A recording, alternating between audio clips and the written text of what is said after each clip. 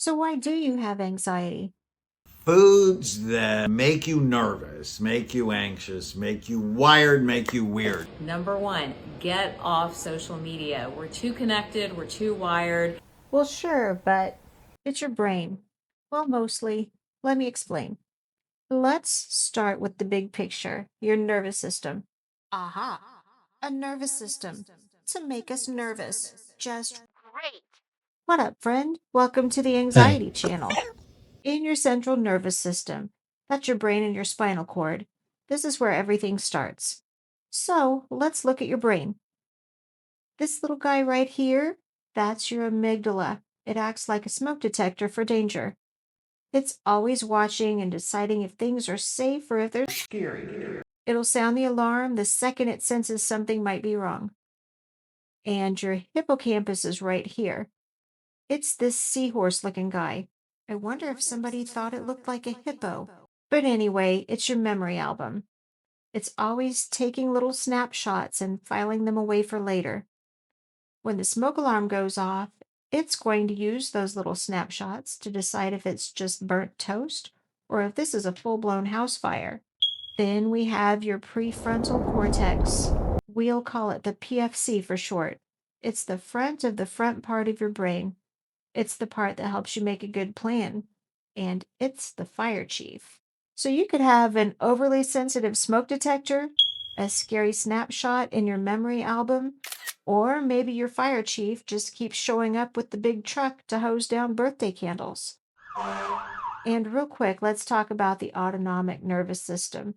It's your body's autopilot, and it's in two parts. Your gas pedal, or the sympathetic system, and we're going to nickname that fight or flight.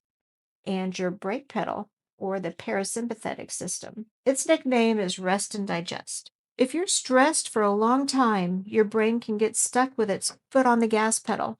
Where's the parasympathetic system when you need it?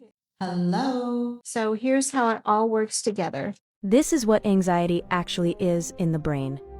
Anxiety isn't fear. Fear responds to danger that's happening now. Anxiety is your brain predicting danger before it happens. The amygdala scans for possible threats. When it senses uncertainty, it sounds the alarm. Your heart rate rises. Your body prepares to act. But there's no immediate threat, so the system stays on. The brain stays alert. The body stays tense. Sometimes this turns into a panic attack. this is what happens inside your body during a panic attack. Your brain suddenly believes you're in danger, even if nothing around you is threatening. Your amygdala fires like an alarm, sending shock waves through your entire nervous system. Your heartbeat skyrockets, your chest tightens, and your breathing becomes fast and shallow. Your muscles tense, your hands shake, and your vision becomes cloudy as adrenaline takes over. Your body thinks it must run or fight even though you're standing still. This is what a panic attack looks like inside you. Okay, so what about generalized anxiety disorder? So anxiety is when your 3D mind is stuck in a future worry that hasn't happened yet. So this is why Jesus said, do not worry about tomorrow, for tomorrow has enough worries of its own. And this is why the present moment is the cure for anxiety. But because the body and most humans, if not all, have experienced some form of trauma, they have this frequency which is living inside their neurology, and they don't want it to happen again. So they worry and they split their personality or their consciousness to go to a future projection of something that they don't want to happen, which they're afraid will happen. And where attention goes, energy flows, and it grows, and it actually feeds that very thing that they don't want to happen. And I say this with all compassion because a lot of us have been through trauma, and the body keeps the score. So there's a part of the body that is literally fragmented in a future worry. And when the consciousness goes there because it's afraid it's going to happen again, then it actually projects into that reality, and it continues to happen over and over and over again. But when you drop in, learn how to breathe and drop into the present moment, there is no anxiety, there's only now. And there's also a process of soul retrieval where you can literally go into where the fragmentation happened and create a safe space and become aware of that place and time, and to create space around that inner child that was fractured, that is frozen in time. And when that happens with divine neutrality, there is the ability for that frozen light to soul retrieve and for that light to begin moving again.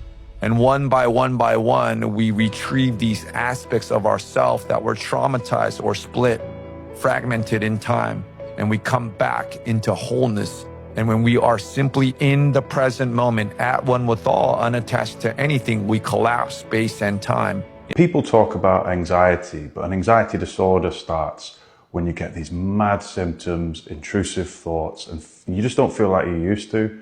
Mine started when I woke up, I felt really on edge, and then I experienced something called derealization and dissociation. Then my heart started pounding, I started freaking out, I thought I was going crazy. And it went from there. I'd entered this sensitized state that took me years to get out of. And I just work with people now to help them come out of that sensitized state. So all this got me wondering, does anybody have an underactive amygdala? And what would that be like? And it turns out, yes, they do, like psychopaths. And so the good news is that you are not a psychopath. So go ahead and cross that one off the worry list. Imagine a mind that can watch someone cry and feel nothing. That's the psychopathic brain. According to neuroscience, psychopaths show reduced activity in the amygdala, the region responsible for fear, guilt, and emotional learning. That's why their emotional reactions feel flat, controlled, or missing. Their prefrontal cortex, the area linked to impulse control and moral judgment, also shows reduced connectivity. So consequences feel distant, rules feel optional, and empathy doesn't activate the same way it does in others. So there you go. Easy peasy. Just kidding. But now you know where to start.